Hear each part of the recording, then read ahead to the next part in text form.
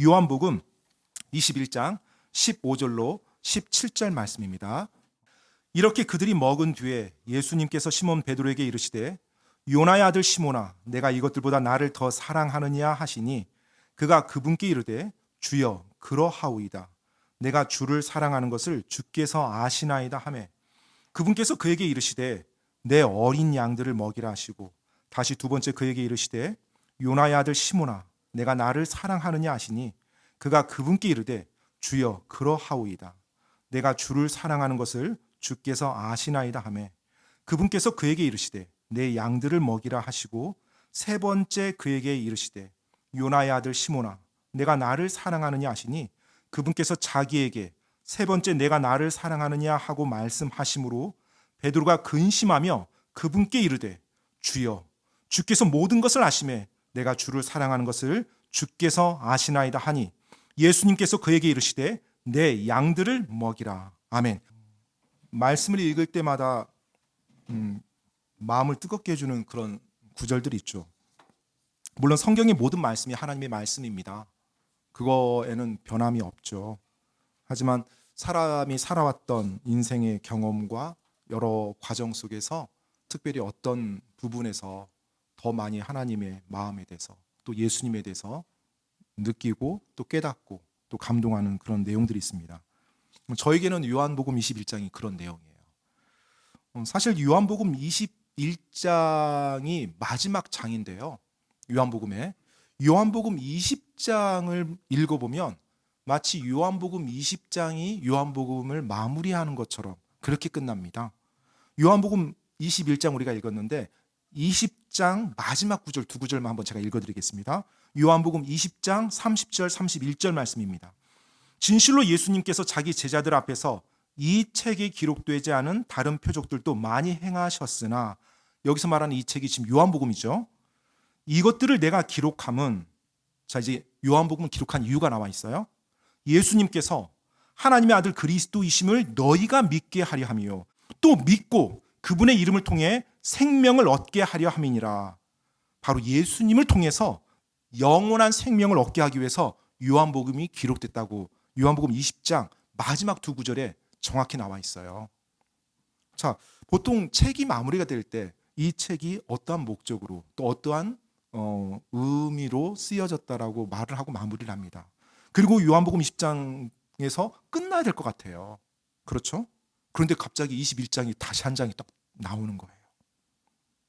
마치 편지에서 추신을 하나 장문의 추신을 단 것처럼 제가 이 말씀을 읽을 때는 마치 단편 그 성경 한 편이 다시 또 들어간 그런 느낌이거든요.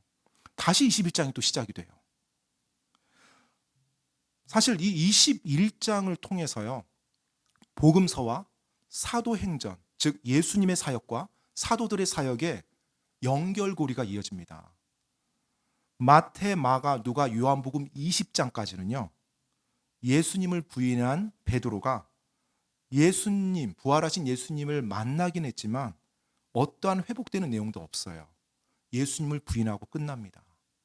그리고 민망한 모습에서 만났겠죠. 그런데 사도행전이 시작되면서부터 그 베드로가 성령님의 능력으로 엄청난 복음 사역자로 변해 있어요. 무슨 일이 일어난 거지 베드로에게? 이와 같은 궁금증을 해결해 주는 그 키가 되는 장이 바로 요한복음 21장이에요. 다른 복음서들에 나오지 않습니다.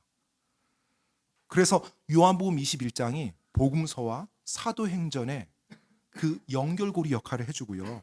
사실은 우리가 이제 이 성경 말씀, 책을 읽는다는 의미에서는 그런 연결고리라는 중요한 의미도 있지만 더 중요한 게 있어요. 이 요한복음 21장은요.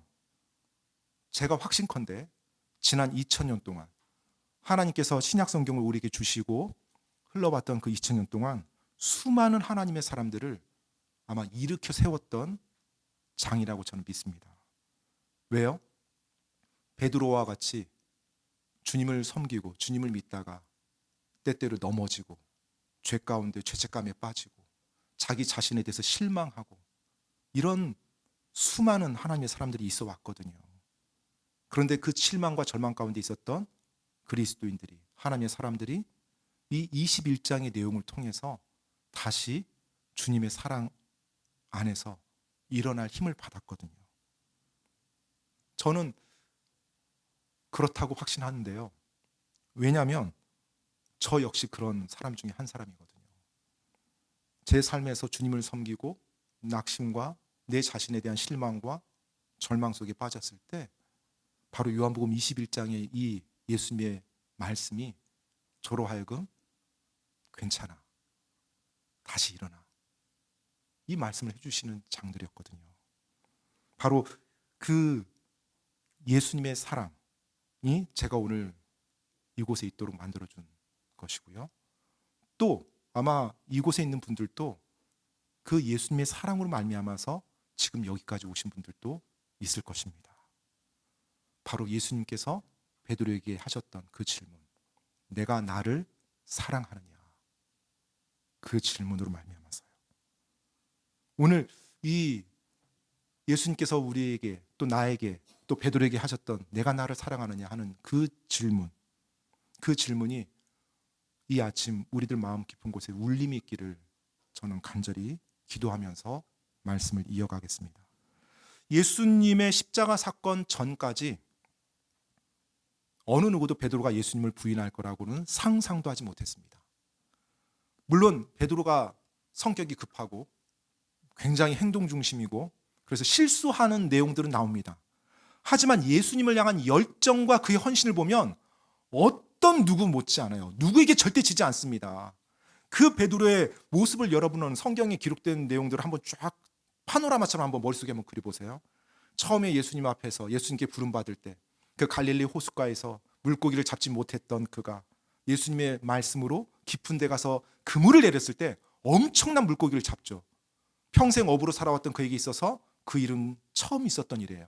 그 일을 통해서 예수님께서 하나님이라는 사실을 깨닫고 바로 고백하죠. 주님, 내게서 떠나소서, 저는 죄 많은 사람이니이다. 그때 예수님께서 나를 따르라, 내가 너를 사람 낚는 어부로 삼으리라라고 소명을 주셨어요. 그 사건부터 시작해서 이제 베드로는 예수님의 그 놀라운 하나님의 그 메시아라는 것들을 막 목격하게 됩니다. 폭풍우 치는 바다를 예수님께서 잠잠하라면서 잠잠케 하세요. 이 세상에 천지 만물을 주관하시는 그 하나님을 예수님을 통해서 보는 거예요. 또 폭풍우 치는 밤에 예수님께서 물 위를 걸어오십니다. 그 예수님을 보고 예수님 저도 불러주세요 해서 물 위를 걸었죠. 인류 역사상 물 위를 비록 몇 발자국 안 되지만 걸었던 유일한 사람은 베드로밖에 없어요. 그만큼 예수님을 바라보고 예수님을 믿고 예수님께 다가가고자 했던 그의 마음이었거든요. 또 변화산에서 영광을 입은 그 예수님의 모습을 목격한 사람이 베드로입니다. 그리고 예수님은 그리스도시요 살아계신 하나님의 아들이라고 고백했던 사람이 베드로였어요. 또 베드로가 예수님께 호언장담했죠. 주와 함께 죽을지언정 저는 결코 주님을 부인하지 않겠습니다 라고요. 그리고 겟세마네 동산에서는 어떤 일이 있었어요? 예수님을 지킨다고 하면서 칼을 뽑아들고 예수님을 잡으러 온 사람들에게 칼을 휘둘렀던 사람이에요. 심지어 대제사장의 종의 귀까지 잘랐던, 유일하게 칼을 뽑아들고 예수님을 위해서 방어했던 사람이 베드로였습니다. 그렇게 3년을 예수님 곁에서, 그리고 예수님과 사랑하고 예수님 앞에서 헌신하고 열정의 모습을 보이면서 예수님이 메시아라는 것을 그가 믿으면서 살아왔어요. 그런데 그런 그가 예수님의 십자가 사건 직전에 예수님을 3번이나 부인합니다. 예수님을 3번이나 부인해요. 그 부인한 베드로에게 부활하신 예수님께서 찾아오신 거예요. 부활하신 예수님을 베드로가 봤을 때 어떤 마음이었을까요? 굉장히 기뻤을 거예요. 그렇죠. 내가 믿었던 그 예수님이 부활하셨구나. 그리고 진짜 하나님이시구나. 그리고 예수님이 말씀하셨던 게 이 의미였구나. 굉장히 기뻤을 거예요. 동시에 굉장히 민망했을 거예요. 내가 이 예수님을 3번이나 부인했다니. 내가 이 예수님을 버리고 떠났다니. 민망하고 볼 면목이 없었을 것입니다. 예수님을 그렇게 사랑하고 예수님을 헌신한다고 했던 그 베드로가 사람 낚는 어부에서 물고기 낚는 어부로 다시 돌아온 거예요. 그 물고기 낚는 베드로에게 오늘 예수님이 찾아오신 겁니다. 그런데 오늘 우리가 읽었던 요한복음 21장 내용은요, 예수님이 베드로에게 처음 찾아온 게 아닙니다. 성경에서도 나오지만 세 번째 찾아왔어요. 제자들에게. 그러니까 이미 그 전에 예수님은 부활하신 몸으로 제자들에게 두 번을 보이셨어요. 그 내용이 요한복음 20장이 나옵니다. 그리고 요한복음 21장에서 세 번째 예수님이 베드로를 찾아와요. 그런데 그때의 베드로의 모습은 어떤 모습이에요? 물고기 잡는 어부의 모습이었어요. 예수님의 제자, 하나님의 말씀 사역자의 모습이 아니었어요. 낙심과 자책감 속에서 물고기 잡는 어부의 모습이요. 요한복음 21장 3절로 7절 말씀을 제가 읽어드리겠습니다. 시몬 베드로가 그들에게 이르되 나는 고기 잡으러 가노라 하매 그들이 그에게 이르되 우리도 너와 함께 가노라 하고 그들이 나가서 즉시 배에 올랐으나 그 밤에 아무것도 잡지 못하였더라. 그런데 이제 아침이 될 때 예수님께서 바닷가에 서 계셨으나 제자들은 그분이 예수님이심을 알지 못하였으므로 그때 예수님께서 그들에게 이르시되 얘들아 너에게 먹을 것이 있느냐 하시니 그들이 그분께 대답하되 없나이다 하매 그분께서 그들에게 이르시되 그물을 배 오른쪽에 던지라 그러면 너희가 얻으리라 하시므로 그들이 던졌더니 이제 물고기들이 많아 그들이 그물을 당길 수 없더라. 그러므로 예수님께서 사랑하신 그 제자가 요한이죠, 베드로에게 이르되 그분은 주시라 하니 이제 시몬 베드로가 그분이 주시라는 말을 듣고는 벗고 있었으므로 어부에 덧옷을 걸친 뒤 바다로 뛰어들더라. 자, 이제 먼동이 터오릅니다. 밤새도록 물고기를 잡았는데 전문 어부 출신들인 이 7명의 제자들이 한 마리도 잡지 못합니다. 그런데 먼동이 터오르는데 저 멀리 해안가에서 어떤 한 사람이 서 있어요. 그가 예수님인지는 아직 제자들은 모릅니다. 근데 멀리서 그 한 사람이 묻습니다. 먹을 거 잡았어요? 이렇게 먹을 거 잡았냐고 물어봐요. 없어요. 가끔 낚시 좋아하시는 분들 계시죠? 취미로 낚시 좋아하셔서 막 휴일만 되면 무조건 낚시하러 가시는 분들 계시더라고요. 근데 그분들 보면 그 다음날 보면 이분들의 표정 속에서 고기를 잡았나 안 잡았나 느껴집니다. 혹시 그런 분들 아세요?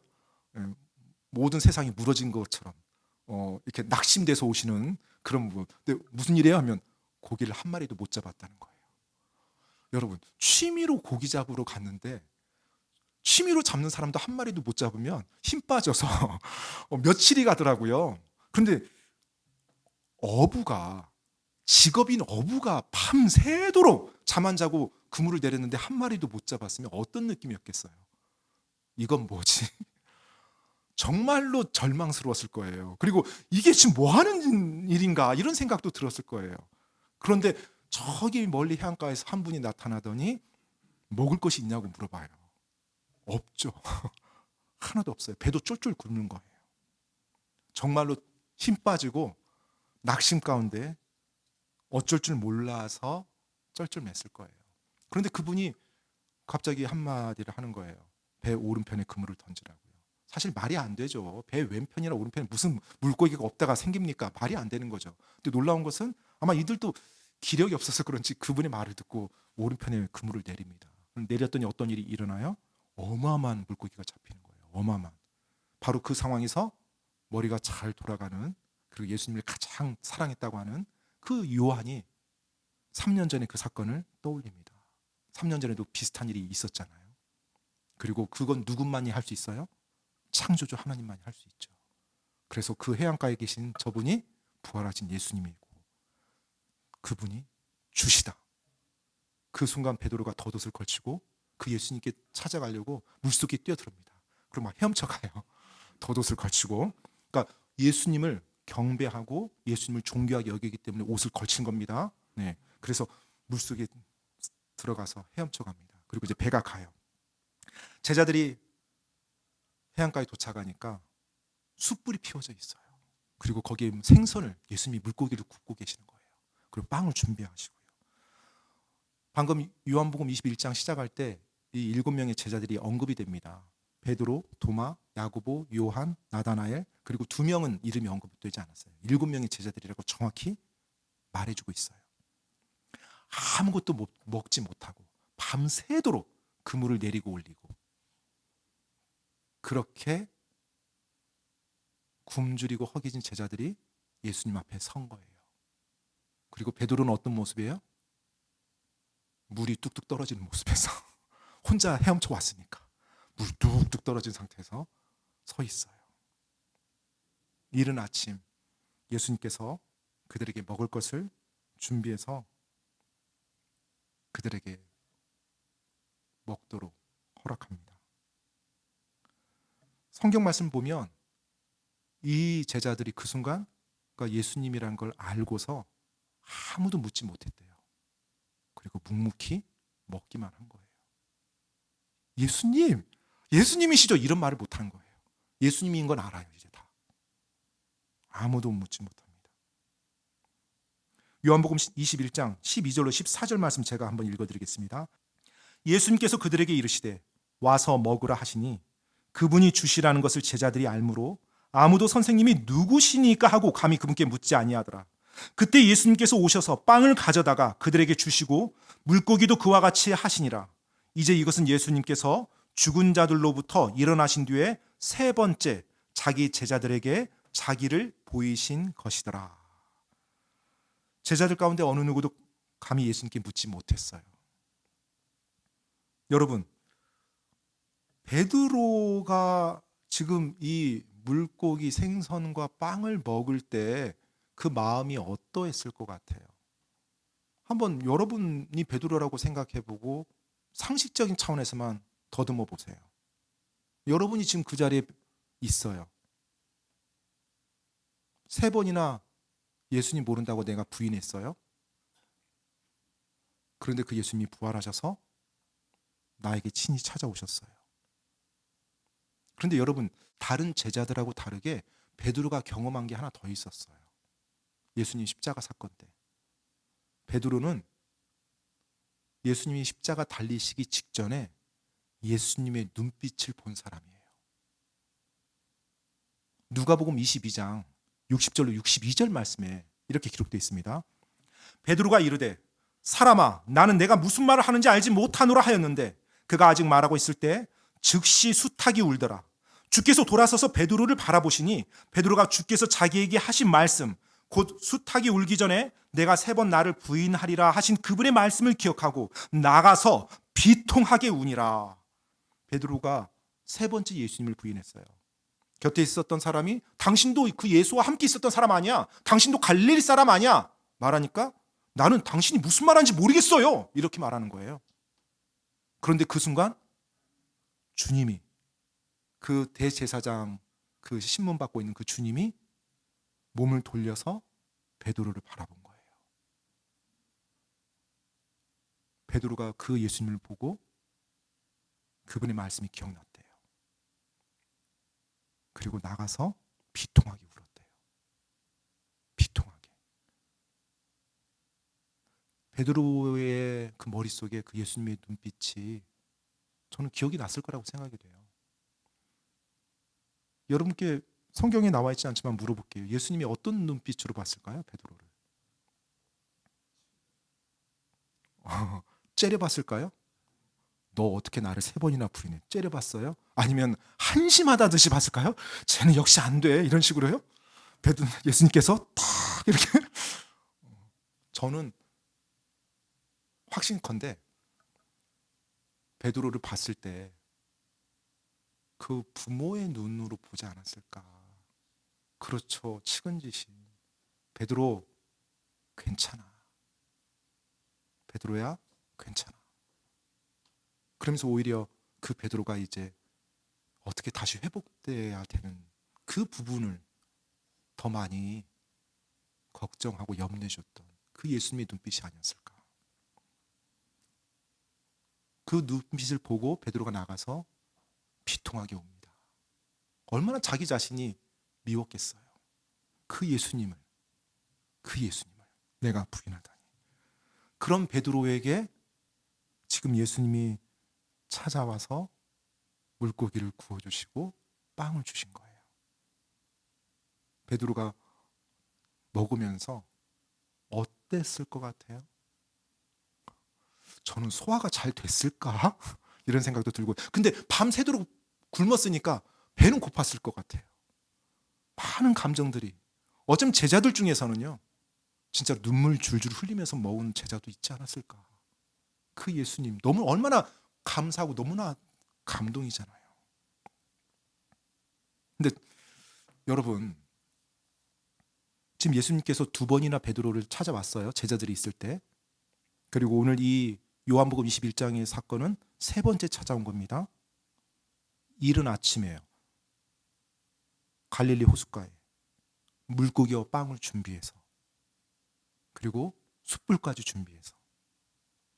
왜 예수님께서, 부활하신 그 예수님께서 이미 두 번 내가 부활했노라 하고 제자들 앞에 보여줬으면 됐지, 왜 세 번째 다시 베드로를 또 찾아왔을까요? 그 제자들을 또 바닷가에, 그리고 또 찾아와서 내가 부활했노라, 이제 너희들에게 명령을 주겠노라 이렇게 말하면 되는데 왜 구태여 물고기하고 빵을 준비했을까요?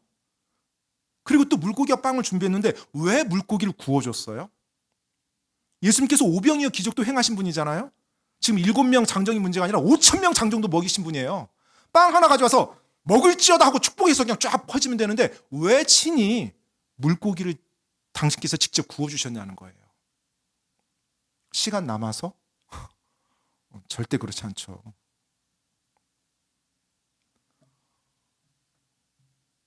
어릴 때 부모님께 혼나보신 적 있죠? 그런데 어릴 때 부모님께 이제 꾸중을 듣고 혼나면 이제 방에 혼자 들어가서 조용히 있잖아요. 조용히 있다가 때때로 잠들기도 하고 그래요. 그런데요, 놀라운 것은 식사 때가 되면 어머니가 문을 열고 밥 먹자 그렇게 말해주세요. 항상 식사 때가 되면. 방금 전에 아까 나 혼냈던 엄마인데, 아까 나 혼냈던 아빠인데 밥 먹자 하고 나를 다시 불러주세요. 그리고 부엌에서 막 열심히 그냥 찌개를 끓이고 막 밥을 준비하고 부스럭부스럭 숟가락 젓가락 소리 나고, 그리고 밥을 먹습니다. 그럼 어떻게 돼요? 풀려요. 그리고 그 어린 자녀의 마음속에 뭐가 느껴져요? 엄마의 사랑이 느껴지죠. 나를 혼냈지만, 내가 잘못해서 나에게 꾸중했지만 여전히 나를 사랑하고 나 굶는 거 돌아봐 주시는구나. 그리고 나 위해서 다시 밥 해주시는구나. 그리고 그 밥을 먹이시는구나. 여러분, 식사, 먹을 걸 준다는 건요, 특히 음식을 만들어서 준다는 건요, 사랑이에요. 그리고 관계 회복입니다. 그리고 다시 친밀함으로 들어오는 모습이에요. 그래서 예수님께서 이 일을 보여주신 거예요. 저는 그렇게 믿습니다. 왜 예수님께서 여기서는 기적 행하지 않았어요?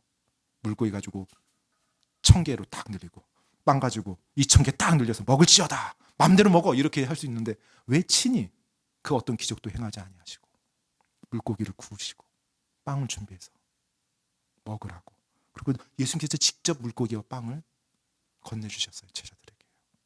바로 주님의 사랑이에요. 그리고 예수님께서 베드로를 비롯해서 그 제자들에게 내가 너희 아직 사랑한다, 그리고 내가 너희 끝까지 사랑할 거야, 괜찮아, 그리고 다시 품어주고 다시 안아주는 그 사랑의 메시지를 예수님께서 보여주신 거예요. 용서에 대한 감사, 그리고 나를 끝까지 사랑해 주시는 그 감사, 그리고 나를 다시 품어주시는 그 감사. 막 그 이른 아침 갈릴리 호숫가에서 이 제자들의 마음속에 그 감사와 감동이 밀려왔을 거예요. 여러분이 그 제자들이라면, 여러분이 그 베드로라면 어떤 생각 들겠어요? 이제 예수님 결코 떠나지 아니하리라, 이 마음 들지 않겠어요? 그게 지극히 상식적인 인간의 생각 아니에요? 그렇게 음식을 주고 제자들이 음식을 먹었을 때 그 다음에 이어지는 예수님의 말씀이 요한복음 21장 15절에서 이어져요. 요한복음 21장 15절로 17절 말씀입니다. 이렇게 그들이 먹은 뒤에 예수님께서 시몬 베드로에게 이르시되, 요나의 아들 시몬아, 내가 이것들보다 나를 더 사랑하느냐 하시니 그가 그분께 이르되 주여 그러하오이다. 내가 주를 사랑하는 것을 주께서 아시나이다 하매 그분께서 그에게 이르시되 내 어린 양들을 먹이라 하시고 다시 두 번째 그에게 이르시되 요나의 아들 시몬아 내가 나를 사랑하느냐 하시니 그가 그분께 이르되 주여 그러하오이다. 내가 주를 사랑하는 것을 주께서 아시나이다 하매 그분께서 그에게 이르시되 내 양들을 먹이라 하시고 세 번째 그에게 이르시되 요나의 아들 시몬아 내가 나를 사랑하느냐 하시니 그분께서 자기에게 세 번째 내가 나를 사랑하느냐 하고 말씀하심으로 베드로가 근심하며 그분께 이르되 주여 주께서 모든 것을 아시매 내가 주를 사랑하는 것을 주께서 아시나이다 하니 예수님께서 그에게 이르시되 내 양들을 먹이라. 아멘. 이 말씀을 가지고서 많은 주석가들, 많은 또 목사님들이 여러 가지 내용을 가지고 설명을 합니다. 이것들이 뭐냐? 또 요한복음 21장에서 153마리의 의미가 뭐냐? 또 아가페 사랑이다, 필레오 사랑이다, 여러 가지 내용들을 가지고 많은 말씀을 하세요. 저는 오늘 그런 내용 언급하지 않을 거고요. 지금 말씀 그대로 나온 것만 가지고 가장 중요한 것 여러분과 나누고자 합니다. 예수님께서는 베드로에게 세 번의 질문을 하세요. 요나의 아들 시몬아, 내가 나를 사랑하느냐? 그러자 베드로가 세 번 모두 대답합니다. 주여 그러하오이다. 내가 주를 사랑하는 것을 주께서 아시나이다. 그러자 예수님께서 사명을 주십니다. 내 양들을 먹이라. 세 번의 베드로의 부인. 예수님이 부활하셔서 베드로에게 나타나서 세 번의 질문을 합니다. 그리고 베드로는 세 번의 대답을 해요. 그리고 예수님께서 다시 세 번의 위임을 하십니다.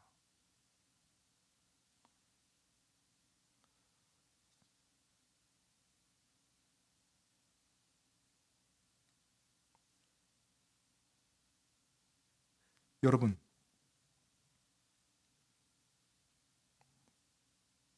예수님께서 지금 베드로에게 왜 이 질문을 하는 걸까요? 예수님이 지금 베드로를 다시 찾아왔던 것은 내가 너를 여전히 사랑한다 라는 거 보이기 위함이에요. 그리고 죄책과 낙심과 스스로 실망한 그 베드로에게 예수님이 여전히 사랑한다는 거 보이기 위함입니다. 그리고 21장에 이 내용을 기록해 주신 것은 베드로 이후에 2000년 동안 이 땅을 살아갈 수많은 베드로와 같은 그리스도인들을 위해서 예수님께서 그 진리를 우리에게 가르쳐 주시고자 오늘 이 21장 이 사건을 기록해 주신 겁니다.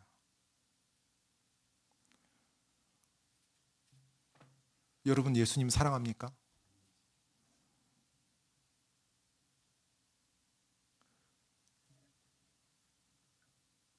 고려시대 마지막 충신이었던 정몽주가 있죠.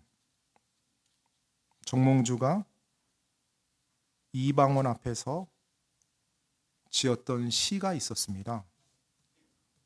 조선 왕조를 세우는데 함께하자고 이방원이 회유를 하자 정몽주는 한 임금만을 자신은 평생 섬기겠다고 하면서 거절하죠.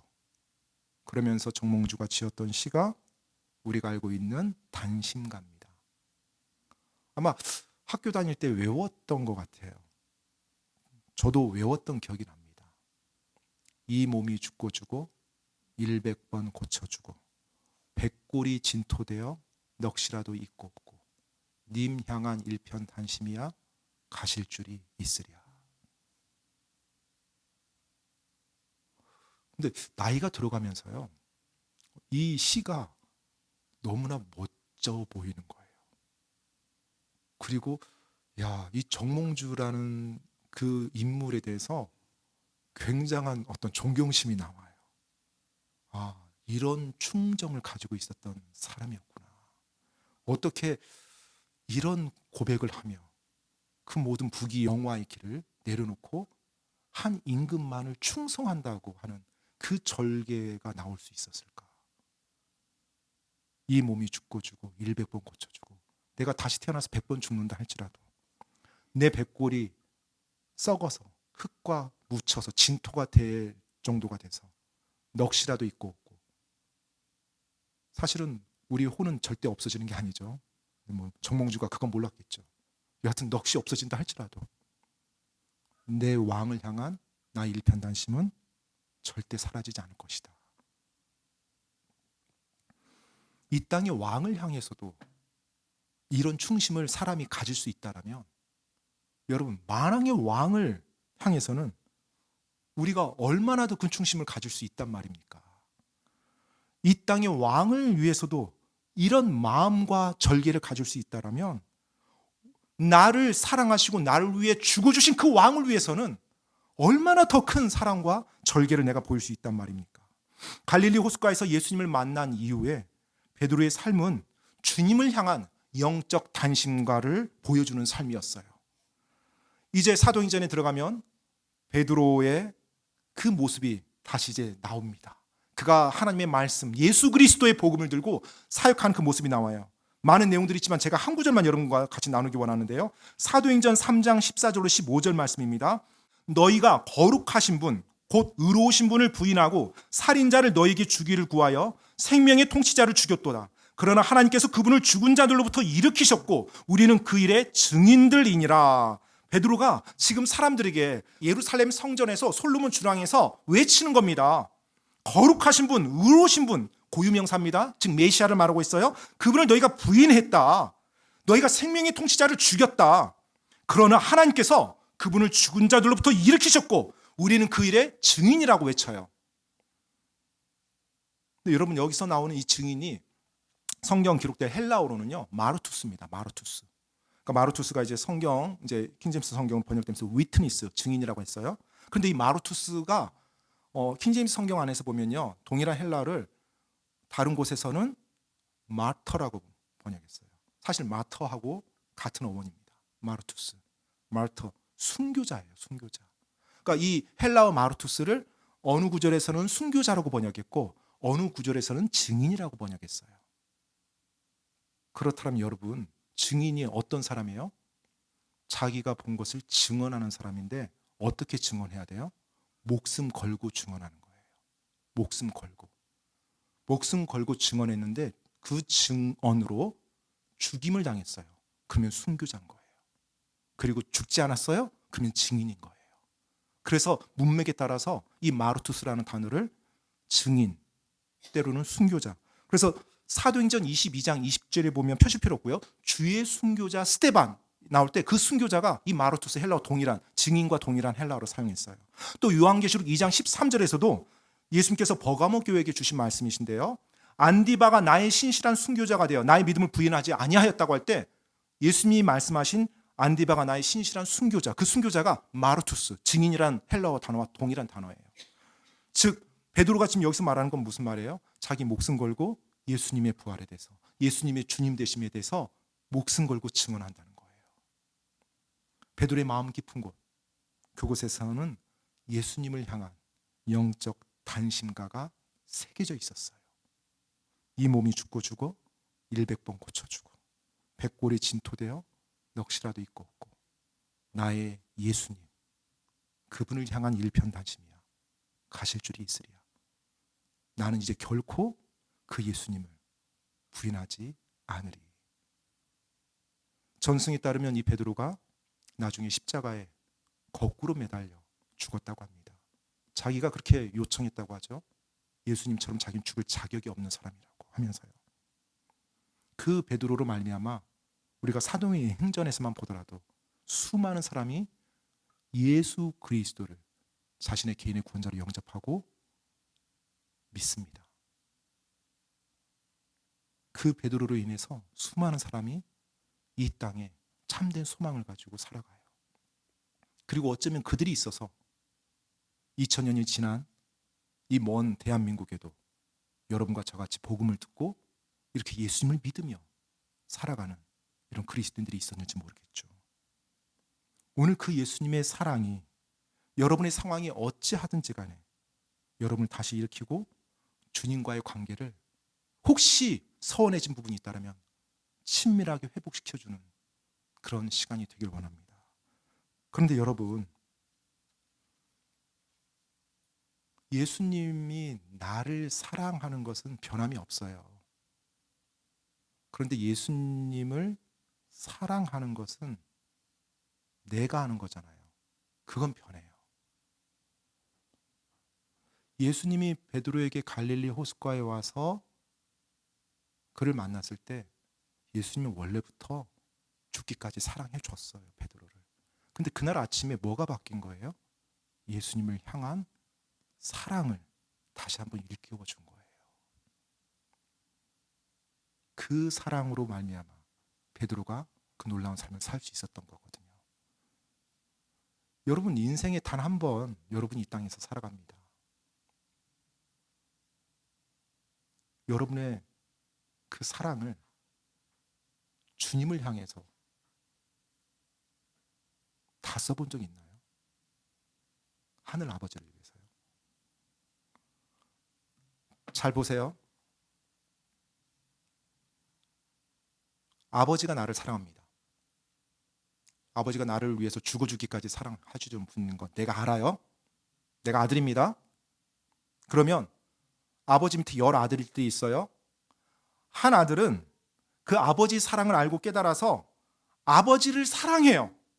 그리고 아버지와 항상 친밀함을 지켜요. 그리고 아버지께 감사해요. 그러면서 그 아들이 평생을 보냅니다. 다른 하나 아들은 그 아버지의 사랑에 대해서 이기적으로 생각하는 거예요. 그리고 아버지를 이용할 대상으로만 생각해요.